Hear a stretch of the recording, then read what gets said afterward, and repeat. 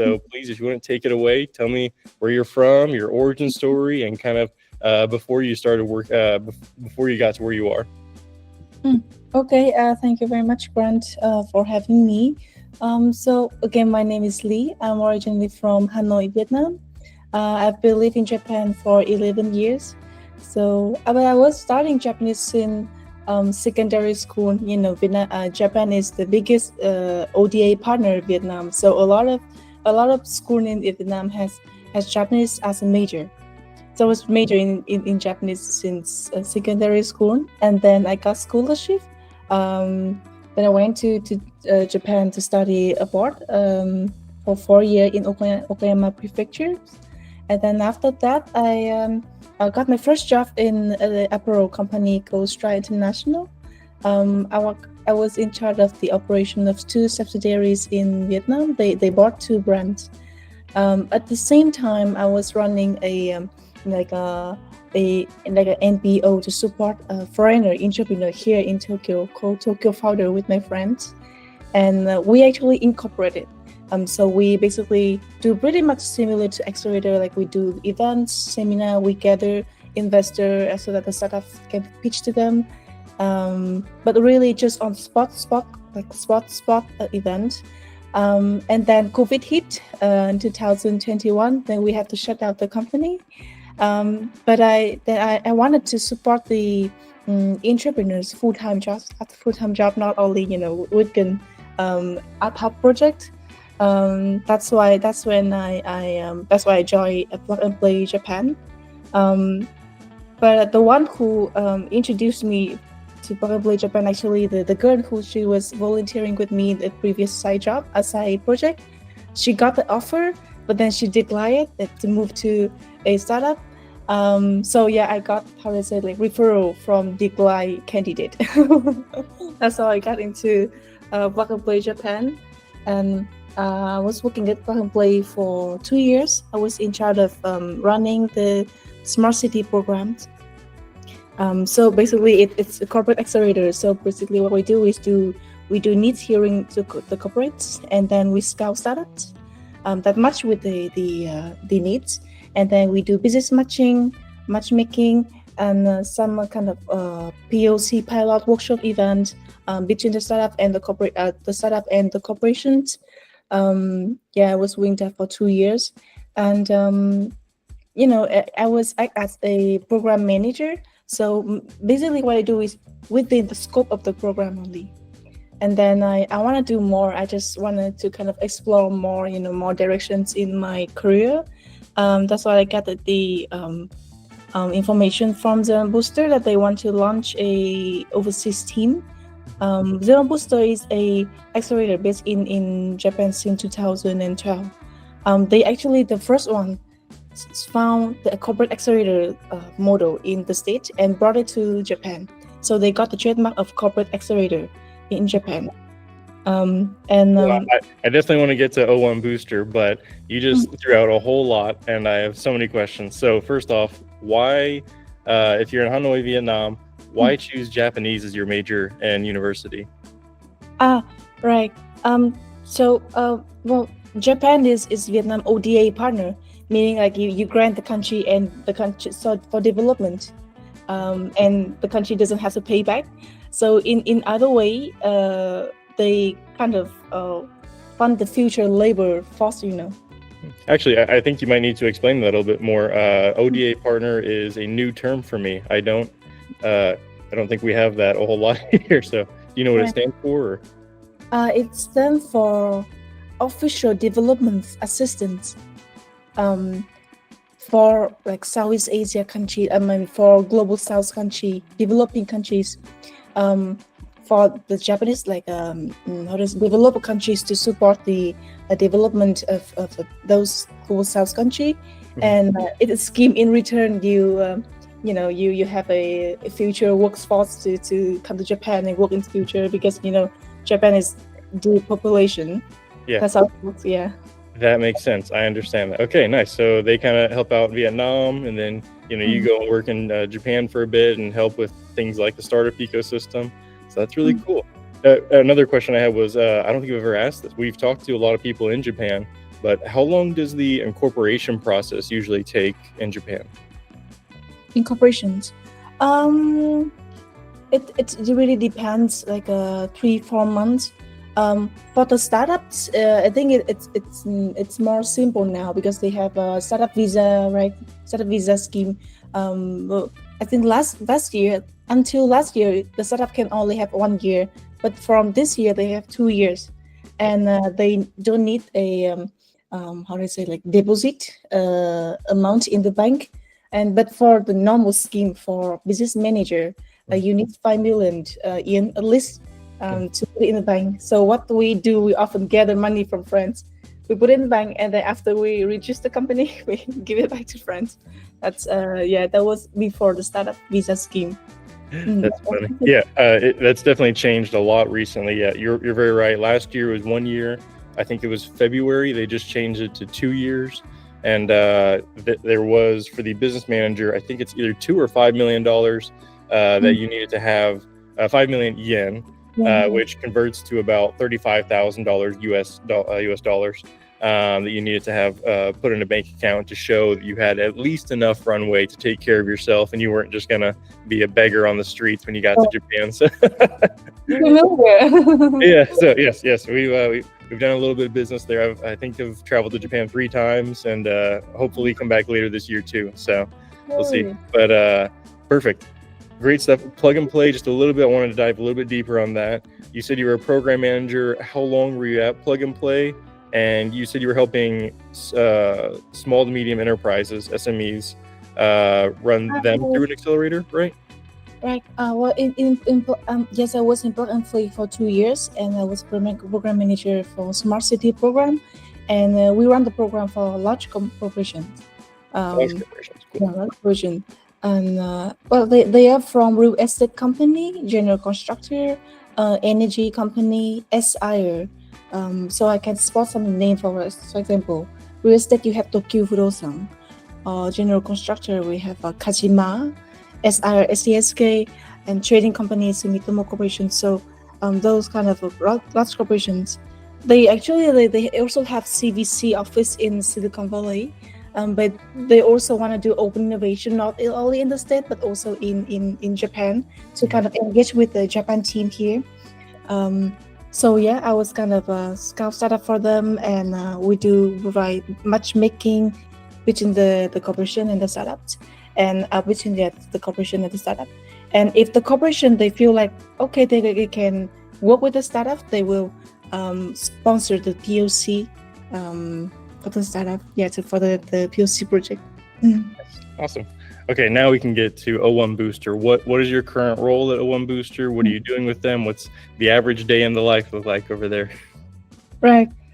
So as I mentioned earlier, I'm in the overseas team of O1 Booster. So I would say 60% of my time is to running multiple programs, mainly to support the global startups to enter Japan. And for now, mostly Taiwan and Korea. Because the Korean government is they're very generous, in supporting Korean startups. They sponsor the program, sponsor the accommodation fee to here. There's about 200, more than 200 Korean startups come to Japan every year.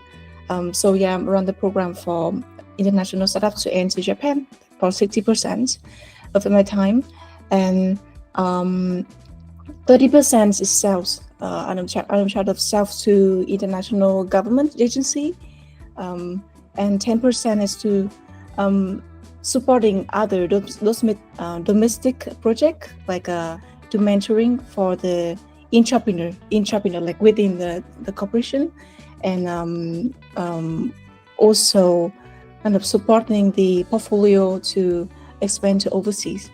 So yeah, that's how my time allocates. 60% for the program, 30% for sales, and 10% for supporting domestic project. Nice.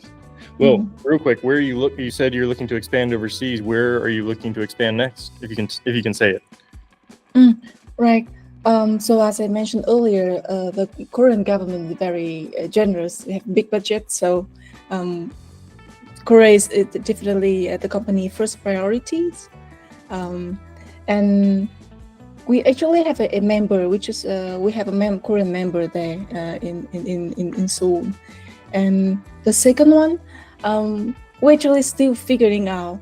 For now, we have program we run for Okinawa Prefecture to support the Okinawa startups to go global, and we have the state, Singapore, Indonesia, Vietnam, Korea,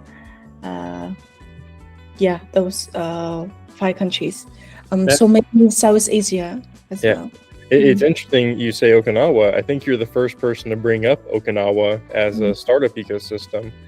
We've heard a lot about Fukuoka, growing really fast, and Yokohama, right next to Tokyo, and even the Kansai region. But I haven't heard many people talk about Okinawa's startup region. I only think of like surfing and beaches when I think of Okinawa.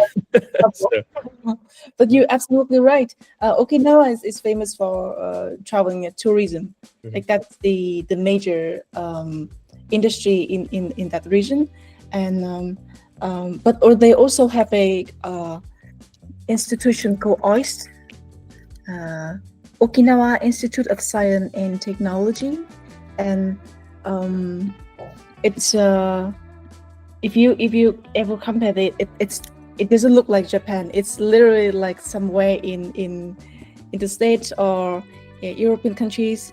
Most of the people are from overseas, and they kind of the school specialize in science, like science R&D and deep tech, and but because there's the domain is tourism. There's no large corporation there, so the grants support from the government is key thing, and the cabinet, they want to kind of support the new, like building the new industry in Okinawa. That's why they sponsored this program for the Okinawa startups to expand overseas. Nice. I mean, I just saw the link that you sent me. I'll put it in here in the description of this video. But it almost kind of looks funny because it's this beautiful island with these beaches, and then this like science lab right in the middle of it. So I'm sure the lunch breaks and getting off work feel amazing there. So so you said there's about 200 startups coming in through O1 Booster every year. Where are you seeing them come mainly from? A lot of Seoul and Busan, I'm sure, but you're seeing after that mainly more Taiwan, Singapore. Where are they coming from?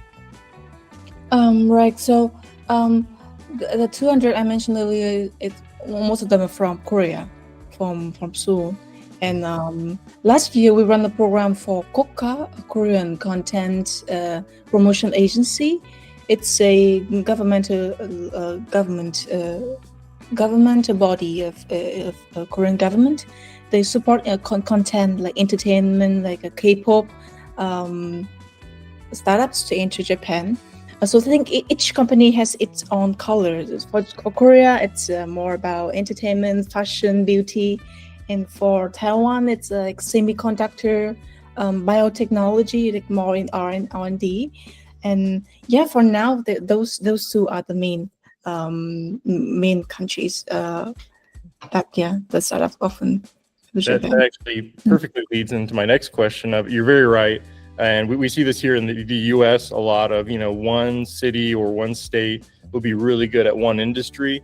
Where I'm from in Texas, we're known for medical and energy. You look at like New York, it's great for finance and some other things.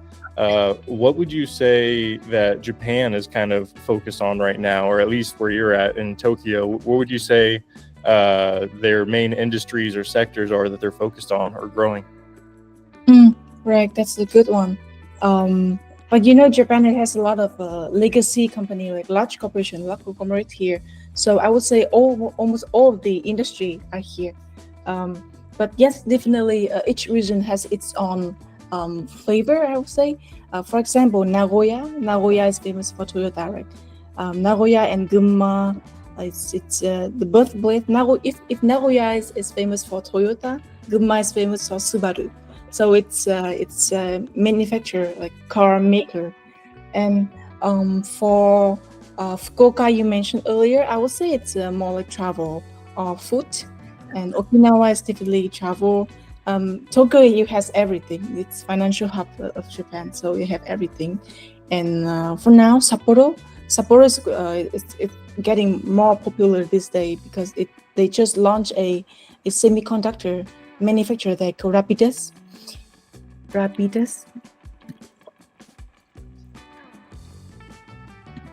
It's a joint venture between large corporation like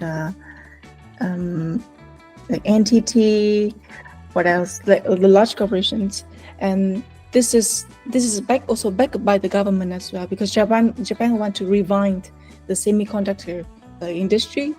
And why it is set in Sapporo? Sapporo is actually Chitose, but in Hokkaido. It's right under Russia. You have a very, very good access to energy, like good energy, like wind, solar, so on. That's why they put the manufacturer there. So also Sapporo is also a place for rocket launch site.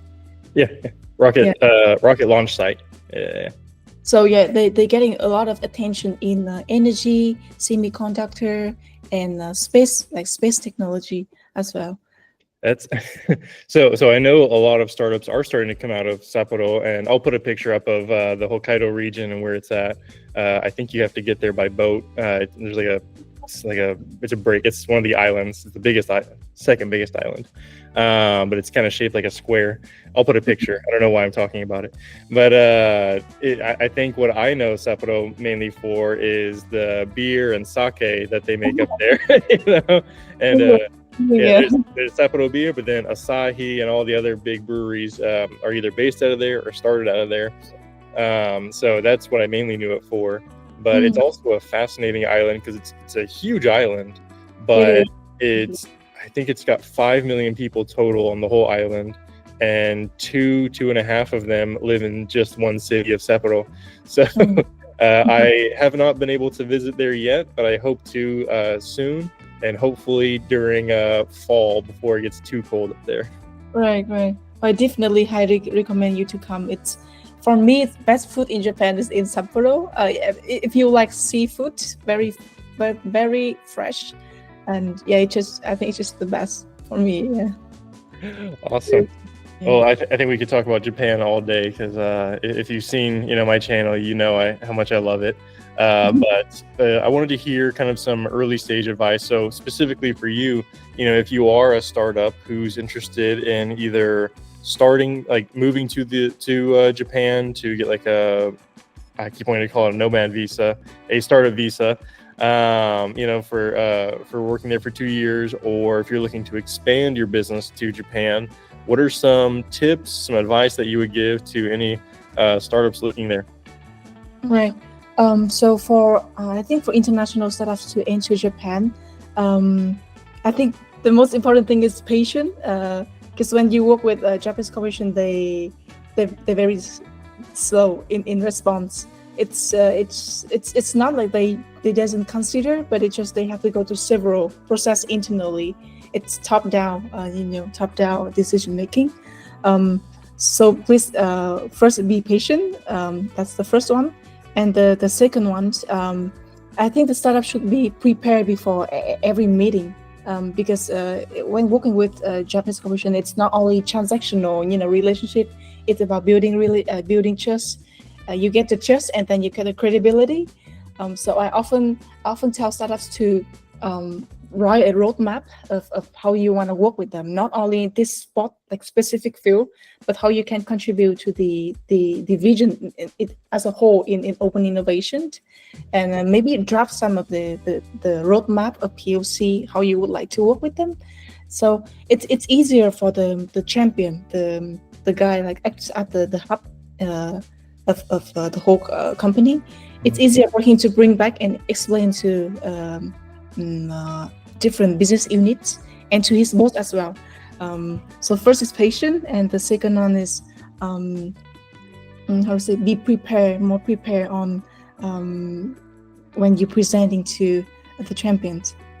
Nice. So like I'm present. If I had a startup wanted to expand, it would be better for me to give a presentation so that the person in the government or a person at the hub who's representing me to the government can make me look better, right? I think when you work, most of the startup come here to work with large corporation, right? Not for the government. I guess in the state or in European, the startup is backed by the government, like the grant. So they don't have a, how to say, like the very strong urge of fundraising. But here, 70% of the money is from the corporates. I mean, even flow into the VC. They are the LP. So they will be your key, like the key clients. And the decision making in Japan is taking a lot of times because it's still top down decision making, and they have to go to several internal process. For example, the startup I worked before, in order to sign NDA, it takes 6 months. Yeah, you can imagine it takes a lot of time. So the startup I support before, he said that for introduction meeting, he have to go 3-4 times, different business unit. So you can see that's how it takes a lot of time. But once you get one deal, it's very, you got the credibility.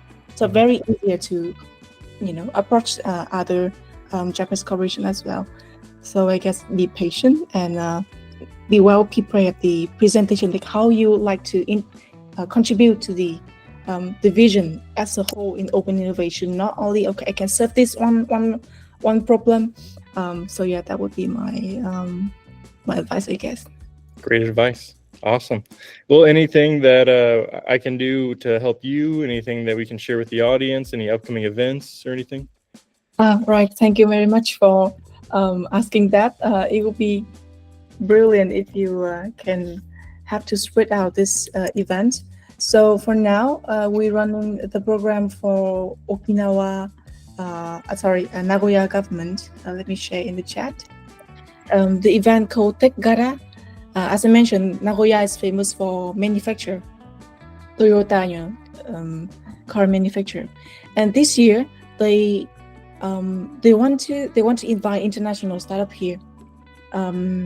So yeah, if any startup would like to connect with the startup in mobility, energy, sustainability, deep tech, would like to expand to Japan, I would highly they join this event.